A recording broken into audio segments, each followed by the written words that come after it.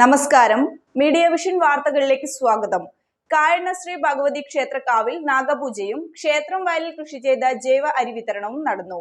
കായണ്ണ ഗ്രാമപഞ്ചായത്ത് president CK Sasi ഉദ്ഘാടനം ചെയ്തു. ക്ഷേത്രം മേൽശാന്തി വാലത്ത ജമന ഹരിനാരായണൻ നമ്പൂതിരിയുടെ കാർമ്മികത്വത്തിൽ ക്ഷേത്രക്കാവിൽ പൂജ നടത്തി പ്രസാദവും നൽകിയായിരുന്നു ജൈവ അരിയുടെ വിതരണം നടന്നത്.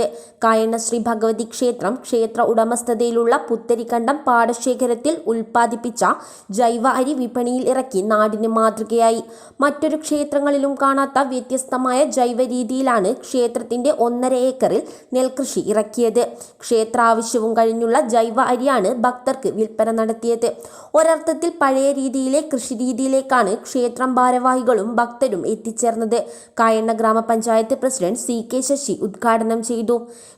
വലിയ തോതിൽ ഇടപെടൽ ഞങ്ങൾ നടത്തിയെങ്കിലും അതിൻ്റെ സ്ഥലം ഒരു പൊതു സ്ഥലമായെങ്കിൽ മാത്രമേ നമുക്ക് ആ നിലയിലുള്ള ഏതെങ്കിലും ഫണ്ട് വിനിയോഗിക്കാൻ സാധിക്കൂ എന്നുള്ളതാണ് ഇപ്പോൾ ഉള്ള ഒരു പരിമിതി. അല്ലാത്ത നിലയിലുള്ള ഫണ്ട് എങ്ങനെ വിനിയോഗിക്കാൻ സാധിക്കും, അതിനുവേണ്ടിയുള്ള നല്ല പരിശ്രമം ഞങ്ങൾ കൂട്ടായി നടത്തുകയാണ്. അതുകൂടി സാധ്യമായ കായണ്ണയുടെ മുഖം തന്നെ നമുക്ക് മാറ്റിയെടുക്കാൻ സാധിക്കും. നമുക്ക് കൂട്ടായി ഇത്തരത്തിൽ പൊതുവായ എല്ലാ വികസന പ്രവർത്തനത്തോടൊപ്പം ഇതുപോലുള്ള വികസന കാര്യങ്ങളിലും കൂട്ടായി മുന്നോട്ട് പോകാൻ സാധിക്കട്ടെ എന്നുകൂടി സന്ദർഭത്തിൽ സൂചിപ്പിച്ചുകൊണ്ട് ഈ ഏറ്റവും നല്ല മഹത്തായ ചടങ്ങ് ഔപചാരികമായി ഉദ്ഘാടനം പ്രഖ്യാപിച്ചു. ക്ഷേത്രം രക്ഷാധികാരി VK ഗോപാലൻ മാസ്റ്റർ അധ്യക്ഷത വഹിച്ചു. CK ശശിയിൽ നിന്നും പാടശേഖര സമിതി സെക്രട്ടറി ഗംഗാധരൻ നായർ ആദ്യ വിൽപ്പന സ്വീകരിച്ചു. ഗ്രാമപഞ്ചായത്ത് vice president Sheeba teacher, ward മെമ്പർമാരായ വിനയ, KK നാരായണൻ, ജയപ്രകാശ് കായണ്ണ എന്നിവർ ആശംസകൾ അർപ്പിച്ച് സംസാരിച്ചു.